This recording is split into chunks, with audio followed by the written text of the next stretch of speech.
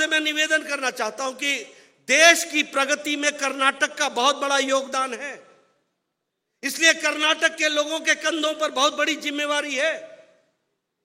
आज जब हम बात करते हैं डिजिटल इंडिया की, आज जब हम बात करते हैं इलेक्ट्रॉनिक डेवलपमेंट की, आज जब हम बात करते हैं इलेक्ट्रॉनिक गुड्स की, आज जब हम बात करते हैं इंडस्ट्रियलाइजेशन की, तो हम कर्नाटक के कंट्रीब्यूशन को कभी भूल नहीं सकते हैं, यह भी हमको याद रखना है।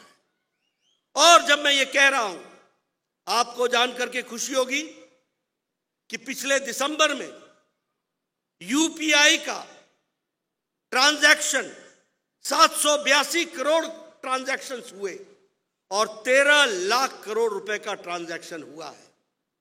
आपको जानकर के खुशी होगी कि यूपीआई के दुनिया में जितने ट्रांजैक्शंस हो रहे हैं, ಕೃಷಿಯಿಂದ ಪ್ರತಿದಿನ ಪ್ರತಿ ತಿಂಗಳು ಪ್ರತಿ ವರ್ಷ ಅಷ್ಟೇ ಅಲ್ಲ, ನಿಮ್ಮ ರಿಟೈರ್ಮೆಂಟಿಗೂ ದುಡಿಮೆ ಮಾಡಬೇಕಾ?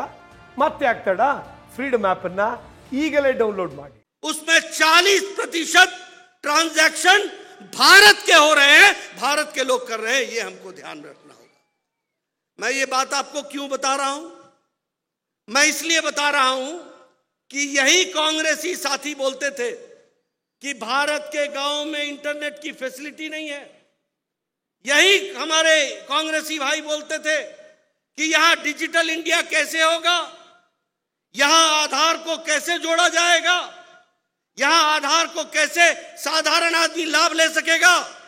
आज आपको जानकर के खुशी होगी कि डीबीटी के माध्यम से, डायरेक्ट बेनिफिट ट्रांसफर के माध्यम से प्रधानमंत्री मोदी जी ने 25 लाख करोड़ रुपए आपके बैंक के खाते में पहुंचा दिए हैं। यह भी हमको ध्यान रखना होगा। यह विकास की एक नई कहानी है। 2014 में ऑप्टिकल फाइबर 350 किलोमीटर बिछा था, सिर्फ 350 किलोमीटर ऑप्टिकल फाइबर। टुडे ಕೃಷಿಯಿಂದ ಪ್ರತಿದಿನ ಪ್ರತಿ ತಿಂಗಳು ಪ್ರತಿ ವರ್ಷ ಅಷ್ಟೇ ಅಲ್ಲ, ನಿಮ್ಮ ರಿಟೈರ್ಮೆಂಟಿಗೂ ದುಡಿಮೆ ಮಾಡಬೇಕಾ? ಮತ್ತೆ ಆಗ್ತಡ ಫ್ರೀಡಮ್ ಆಪ್ ಅನ್ನ ಈಗಲೇ ಡೌನ್ಲೋಡ್ ಮಾಡಿ। 2022 में 2,78,000 ऑप्टिकल फाइबर बिछ गया है। यह भारत का बदलता भारत है। कितना?